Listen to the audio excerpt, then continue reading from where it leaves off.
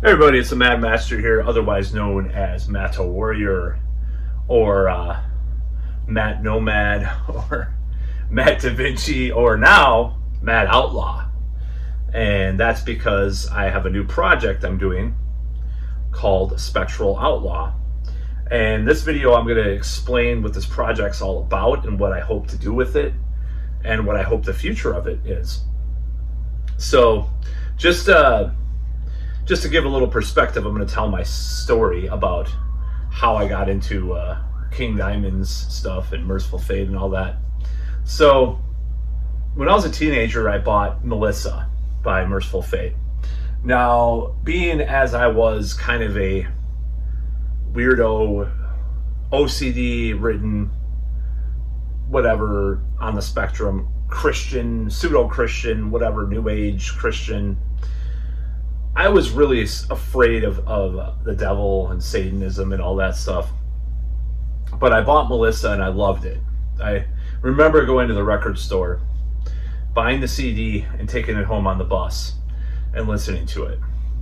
And I listened to it like 4 times or something like that. I was like, I can't have this in my house, in the house I was living in. So I threw it away. And there's a similar story about several other bands that happened with before I came to my senses later on that decade. So I did this, and it was a regret. It was one of my big regrets. A few years later, my friend, who I won't mention, but some people that watch this actually know who I'm talking about. Very honorable person, as far as I have him to thank.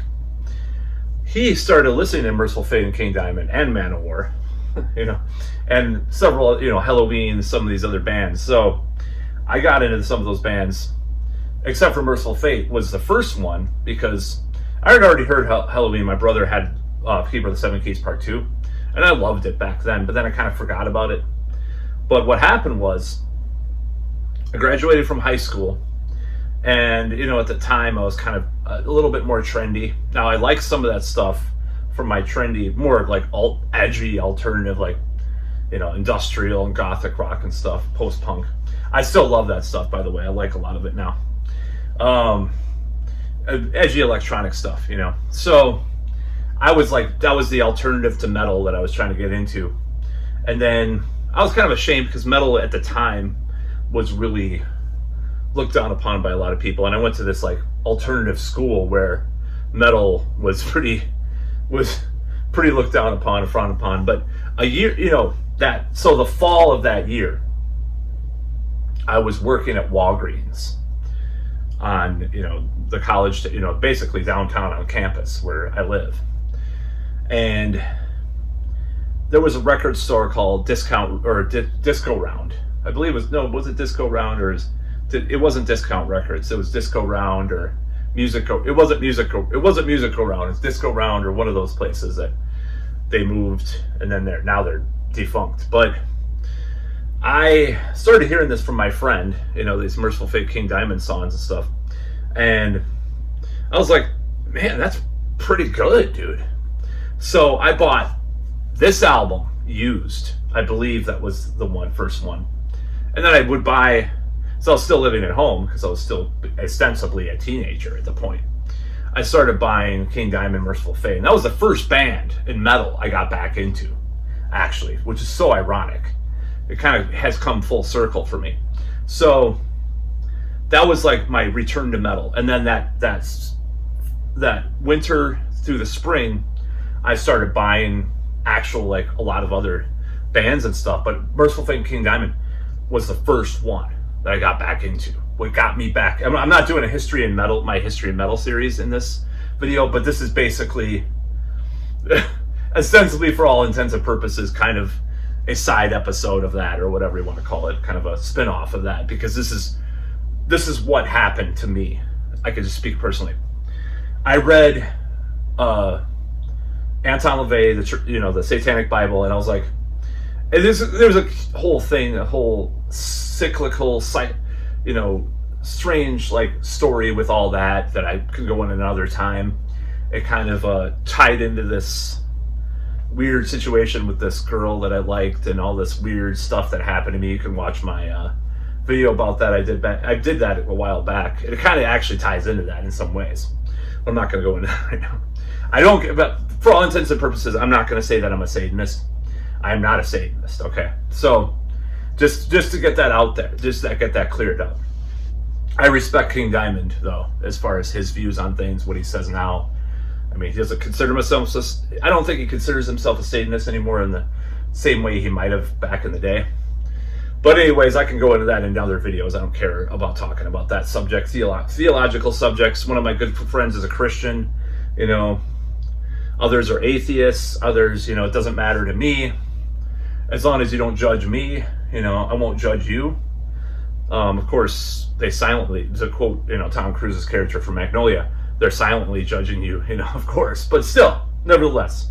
So this is what happened. And then I used to back to the story at hand. I used to annoy people because this is what happened back in middle school is when I had to take, or I don't know if I had to take this class, but I took this chorus class. It was like a sort of a choir / chorus class. And we were in 8th grade, and you know, you're already becoming kind of a teenager at that point, but I didn't know how to sing. So I just sang, I didn't know what singing was. So there was a time where me and my sister were singing Rick Astley songs, so I sort of knew how to sing, but for some reason this range that we were singing all these kids songs in 8th grade, and this really like dumbed down, weird kid, even more juvenile version of the Little Mermaid medley, where I'd make up all these dirty lyrics for it, like on LSD instead of under the sea. And I've already talked about this before. F the girl instead of kiss the girl. I was a little pervert. I'm just gonna say that. We did this like the 50s or 60s doo-wop song Lollipop, and you know what you could probably use your imagination what lyrics I added to that because I was a little fucking pervert. I still am, but so anyways, I would sing falsetto because I didn't know really how to use my voice in that range, so I would just sing falsetto. That became kind of a thing. I wasn't singing properly. The teacher, there were so many kids, it was so chaotic. Kids were getting into like gang culture there. She just didn't know what to do with us, you know. So basically what happened is I just learned how to sing that way. So later in that decade, I'll just say that. You probably could guess what decade. You probably already heard me almost say it. But anyways, so later in that decade, I was already in a priest, but 70s priest, like I got super into 70s priest. So I'd sing along to Rob Halford, and I'd sing along to, you know, Sad Wings of Destiny, which I think I had most of it on Rock-a-Rolla, that compilation. At that point, I don't think I had the actual Sad Wings of Destiny until later, but Rock-a-Rolla, Hero Hero is what I meant. The Hero Hero compilation, which had a lot of those songs. So I used to sing, you know, like Dreamer, Deceiver, Deceiver, and Painkiller stuff too. So I kind of developed a higher range of singing, at least in falsetto or head voice. I don't know if it's sometimes head voice, sometimes mixed voice, sometimes falsetto. I'm not good at the mixed voice, like low, like sort of mid-range. I'll explain that in a minute, how this ties in with this project. So I was already familiar with that style. But when I got back into metal, I got all this Merciful Fate, King Diamond, Manowar, Bathory, Emperor, Blind Guardian, you know, whoever, you know, death or death metal, you know, In Flames, Amorphous, you know, you name it, Anathema, all these bands, you know, I got into all this shit, you know. I got it all, and then, you know, I got into shred and stuff, and some prog stuff too, you know. Obviously, you know, a lot of different stuff at that point. But King Diamond, Merciful Fate were like the entry back. That door, you know, I opened that door back into metal with that stuff. So I started doing a lot of King Diamond singing. And I started doing, to kind of explain some of these videos. So I started just doing like walking down the street with my friends. And a few people got annoyed at first or after a while, you know, they're like, man, can you stop doing that all the time? Oh, you know, I was doing it all the time. So I would do it so much just to annoy people, even these friends I'm talking about, like certain friends that were more annoyed by it. Certain friends just laughed or loved it. Certain friends didn't like it, and that's fine. It's kind of fun. It's a dynamic of feeding off each other, right? So I know this is a really long-winded story. I don't care. I like doing these kinds of videos. So anyways, what happened was I had done it so much at that point. So I had a 4-track, a Tascam 4-track in my bedroom, and I did the Jonah. I sang with a microphone along with the Jonah all the way through, and it sounded pretty good. I don't know what happened to that tape. So I used to sing all this stuff all the time. I loved the oath, Don't Break the Oath. You know, it's still that's my favorite one of all time. Any King Diamond associated project. So what happened with the vocals is just I would make up my own shit. So, you know, we used to go where, you know, I was living at home, and we would watch movies sometimes downstairs, me and the certain group of the circle of friends, small circle of friends, maybe not even a circle, a triangle, or more of a, well, I mean, I guess it was a circle. There was various people. So we would watch movies, usually me and 2 or 3 other people. So there was one time, and I don't know if my friends had come and picked me up, or we were watching a movie or whatever. Because I'd go to one of my friends' houses to watch movies too. We just kind of all did a lot of stuff, you know, each other. I was still living at home. They were there, and what happened was, so I lived in this house. I lived in this house. Name is Damien. No, I'm just kidding. The name is Damien. So I lived in this house. In this yellow house, like, you know, the Wasp cover of the Who song, but the cover, I like the cover, the real thing. Not the real thing, the real me, I'm sorry. Real Thing's Faith No More. So anyways, so it was like, so there was like this sort of hallway, you know, where, like you're in a house, like a normal family home. On the right, there's a living room. There's like a little hallway, and there's steps to the upstairs, and there's like this little hallway thing. The kitchen's through that door. On the right is the living room, and then the upper left sort of corner is the stairs to the upstairs. Obviously, the stairs to the upstairs is a little redundant. But there's like this room, you know, where the coats go, or, you know, it was actually a little bit larger for that, because there was like a mirror over here. There was like a little dresser. It was kind of a bigger room for like a hallway, but it was a little wider, I should say, for a hallway. Kind of like me in that comedy video. I really needed to rev up the exercise. Anyways, my last stand-up routine.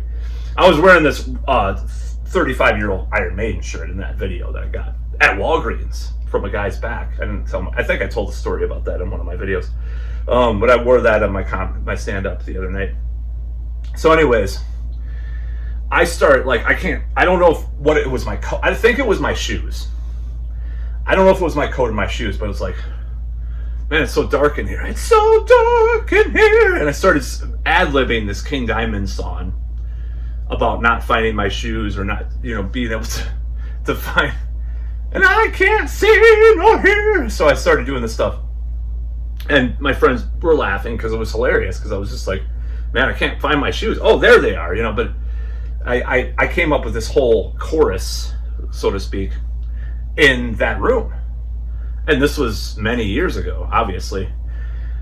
And so what happened after that is that this idea stuck with me. So me and my friend that I was speaking of, who got me into fake King Diamond ostensibly, even though I had Melissa, but maybe it was because I sort of knew him in high school, not as well, but after high school we kind of reconvened our friendship that we had since first day of first grade, by the way. Holy shit, that's a long time. Anyways, so I went to, or you know, we had these ideas for concepts, kind of King Diamond concepts, and I'm not going to mention. I have actually 2 ideas. That one is with him, with his input, and one is my own idea.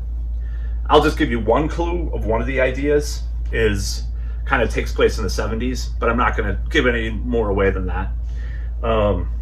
So this idea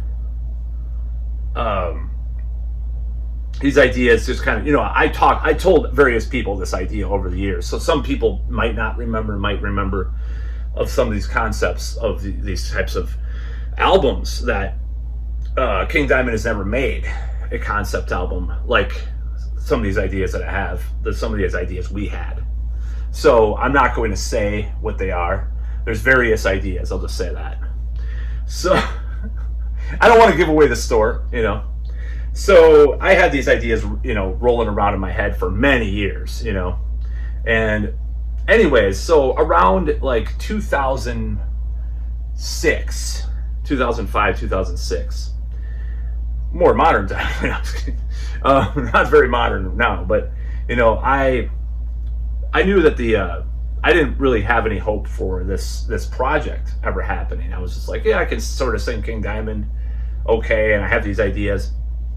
So I wrote a song, or we wrote a song, my band, Cyclic Creation at the time, and they became Tempest Eternal when we got the male singer, called Inquisition.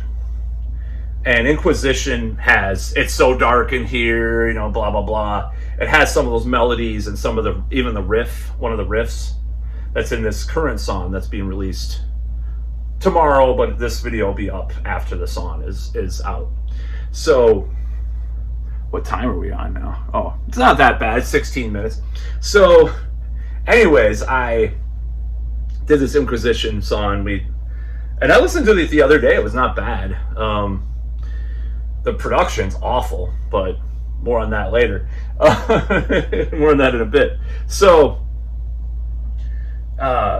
we had the singer come in who was part of the band in the beginning, and then he was with us towards the end of that incarnation, and then they reformed, and then I quit and they became a different name.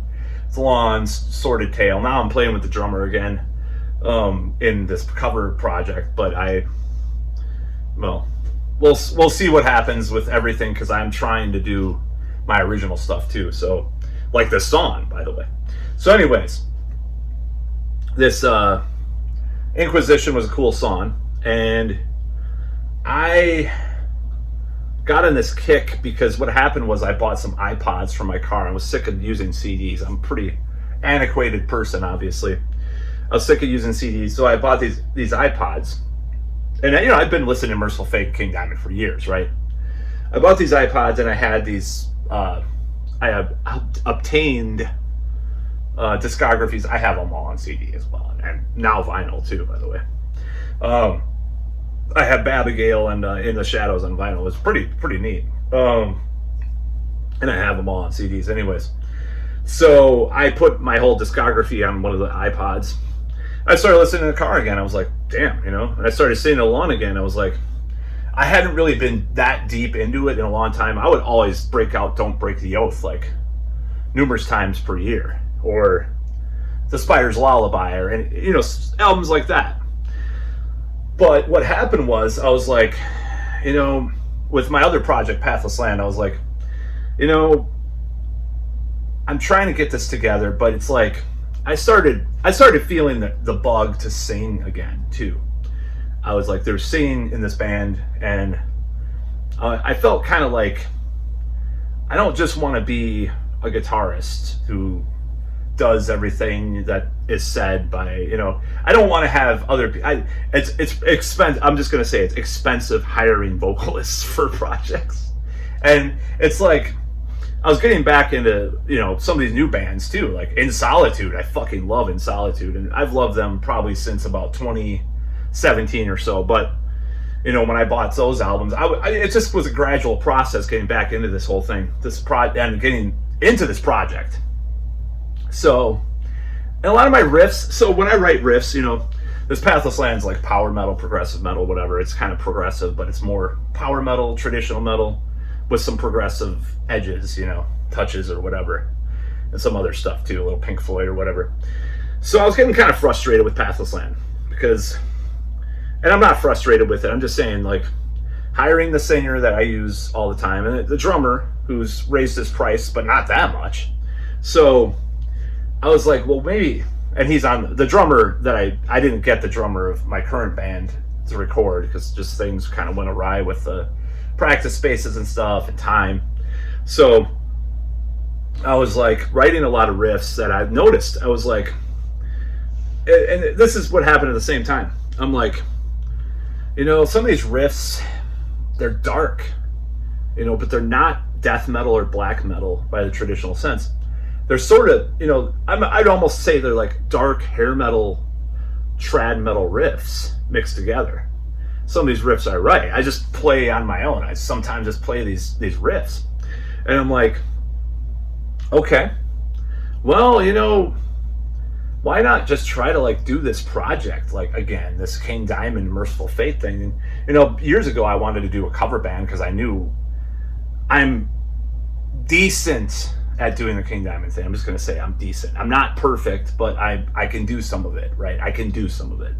Let's not deny it. Watching Welcome Home on my channel, I can do some of that stuff. I'm not saying that it takes a lot of talent for me to do it or anything like that. I'm just saying it sounds halfway there, maybe halfway decent. So I want to do this cover band for years, and I never really gave it a chance. But I'm like, I'm just play these dark riffs, and I have these ideas and stuff, and these conceptual ideas. One of them was for Pathless Land. I'll just be honest, and I'll be like, I'm just like, and I just want to be like, I love karaoke and going out, and I'm gonna say it's the center of. I like being the center of attention. I'm not gonna lie about it. I love the theatrics. I've been in a lot of theatrical stuff the last 5, 6, 7 years. Lizzie Borden and like Alice Cooper. For the first time in my life, I got super into Alice Cooper, and all these bands that I'm discovering and stuff. Bought a Death SS album. Who else? All these bands.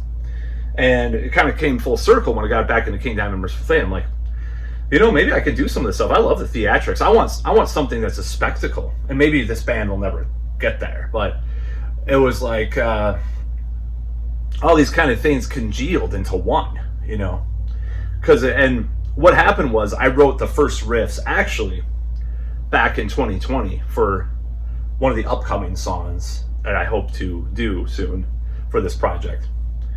And it's in the concept one of the concepts that I have.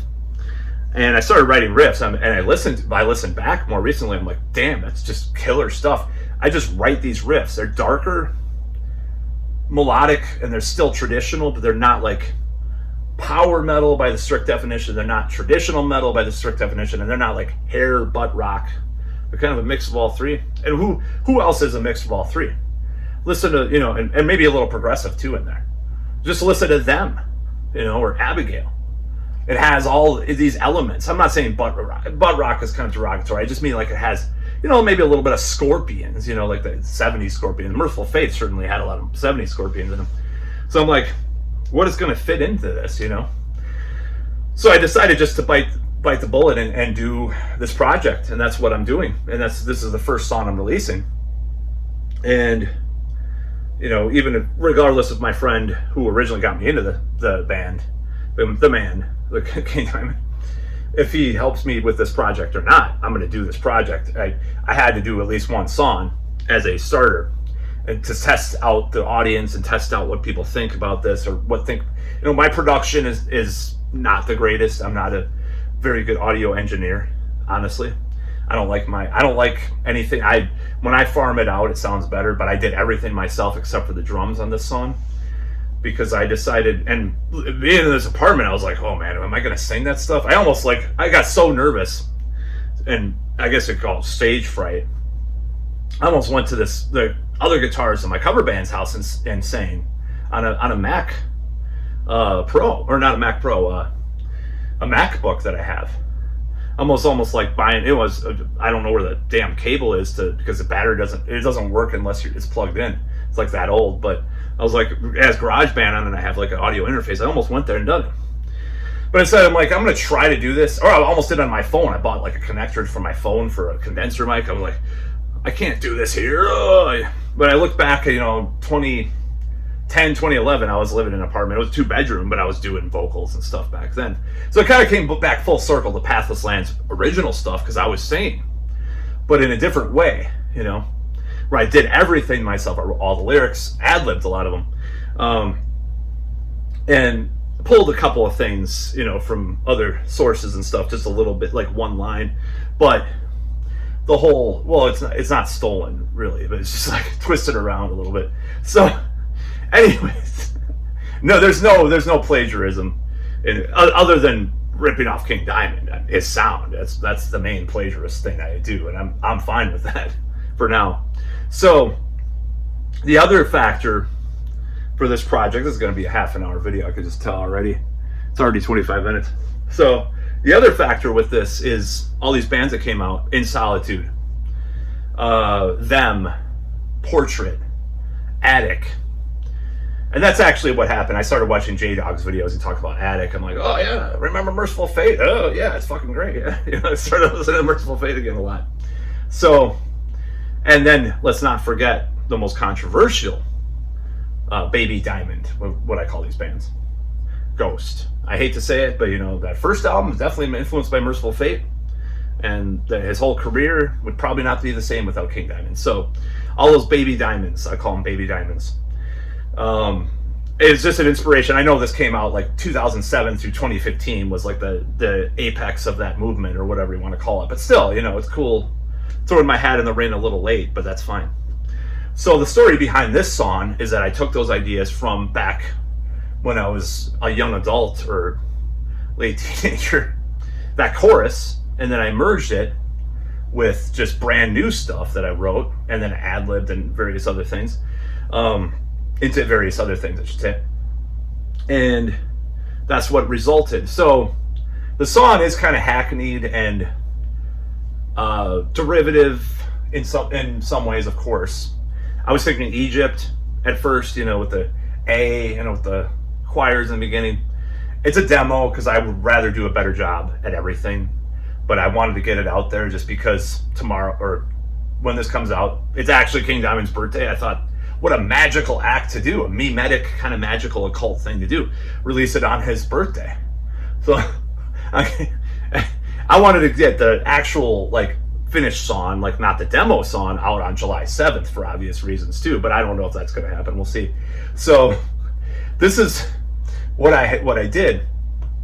And there's a little bit of Pathless Land in there too. There's a little bit of, there's a little bit of wonkiness too. The riffs, honestly, this is just my judgment of the song. I think the riffs, the guitars could be louder in this, but it's a demo. So this is a demo, so it's going to sound shittier than the actual recorded, what I consider a recorded version, because I did kind of push the limits of time with this. Got the drums done by Glenn Wellman, who's been on everything I've done pretty much since 2015 or so. And, I got those drums back, and for the, I used to just get one mix of all the drums. It's all separated, so it's a little different now, because that's what a lot of my stuff was, which is because I was cheap, and he's on Fiverr.com. So, but anyways, he's a session drummer. It's like my singer was a session singer. Diabetes Artigas. It was great. So I got the drums. I recorded the guitars pretty quickly.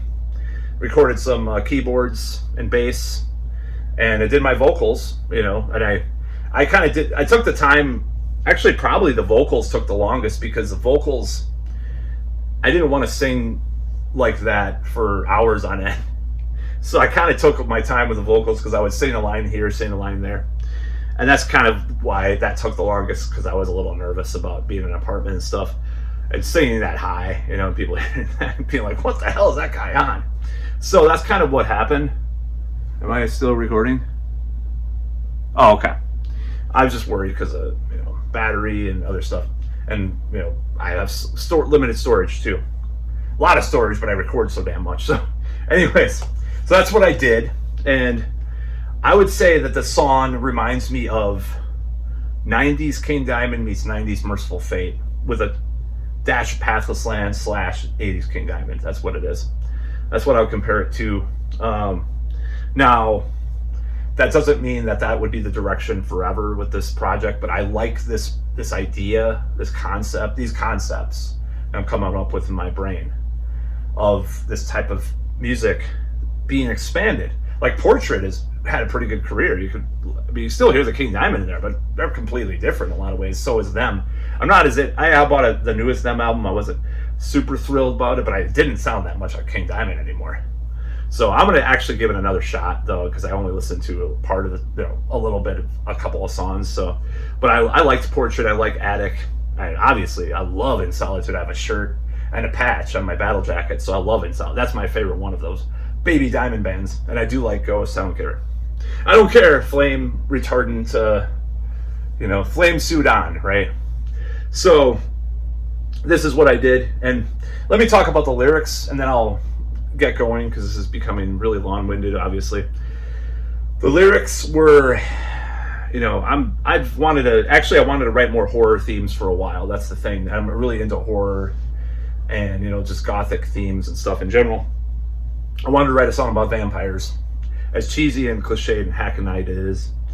I wanted to do it with Pathless Land, and I almost did, but I was like, well, maybe what I'll do, I don't know. So this song, the lyrics, it's so dark in here. I mean, it's too dark in here. For one, it commits a couple of not grammatical crimes necessarily, but like some lyrical crimes, what I don't like in War Pigs, masses, or G.G. Allen, head. I'll say that. You probably, if you know who G.G. Allen is and what head is referring to. Or no, service. That's right. I don't wear a uniform. I'm not in the service. Just Google that. G.G. Allen. It's pretty terrible, but it's funny. It's recorded with the late great Wayne Kramer. That song, by the way. So this whole idea of like it's it's too dark in here, I can't see nor hear, was juvenile naivete when I wrote it, when I ad-libbed it in that fucking hallway back in the day. That's why that's turned out like that. And I wanted to do it for my friends because they would laugh because they'd be like, oh, I remember when you did that King Diamond thing. It's like a lot of other things. It became kind of mimetic through the time frame, through the years. Just like my Uncle John that I talk about all the time, like 25 years. People remember that when I posted on Facebook. Some of my friends are like, there ain't nothing wrong with it. Like one of my friends, he like posted, there ain't nothing, because I was referring to this thing that he said. My uncle was departed, sadly. He's I'll tell stories on another video. I don't want to rant, take up the time too much, but yeah, it's kind of mimetic, these references that people that know me pretty well know. So it's too dark in here, I can't see nor hear, is kind of in tribute to that, but at the same time, bands and musicians and poets and writers do that redundant kind of thing sometimes. As annoying as it gets, they still do it. So I'm not going to apologize for that. Now, one thing about the lyrics, there are placeholders for if this becomes a concept album or band or project. And if it does, then it will be associated into the story, and the vampire lyrics will be discarded. I just use that as a placeholder. And I wanted to write a song about vampires as cheesy as it fucking sounds. One of the best songs by Queensryche, what was it? Is it London? I think it's London, or like the second half of Rage for Order just has these songs that you're like, is that about a vampire? Or Total Eclipse of the Heart by Jim Steinman, is about a vampire. Some great songs are about vampires. I don't give a fuck. Return of the Vampire, who gives a shit? I wanted to write about vampires. I know it's cheesy. I love vampires. I love them for various psychological things you can attribute to that. But so yeah, I wrote this song. If you like King Diamond or Merciful Fate, you might like it, you might not. It's not perfect. It's not the greatest thing since sliced bread. There are mistakes because it is a demo. There's like one really bad mistake. It's during the laughing part when I do this riff, and it's like you can hear like a open guitar, it's bad. But the finalized non-demo version will not have that. I'm proud of it because I enjoy it. I enjoy this type of metal, and I want to get more into it. I really like it. I do want to sing for this project. I'm not going to play guitar. I mean, maybe in the studio, but not live. It's just like Tobias Forge, man. Just kidding. So, yes, this is. It's too dark in here. Spectral Outlaw, which I'll explain later what the name is or means. It's a long story as well, which I'm not going to waste your time anymore. But Matt Outlaw, I used it at comedy the other night. I'm going to use it from now on. Like, it's cheesy, but I like it. And people liked it actually at the comedy. So I'm going to use it from now on. Matt a Warrior is not dead. It's Matt a Warrior Outlaw on the track listing or the liner notes or the credits. So anyways, that's about all. Enjoy.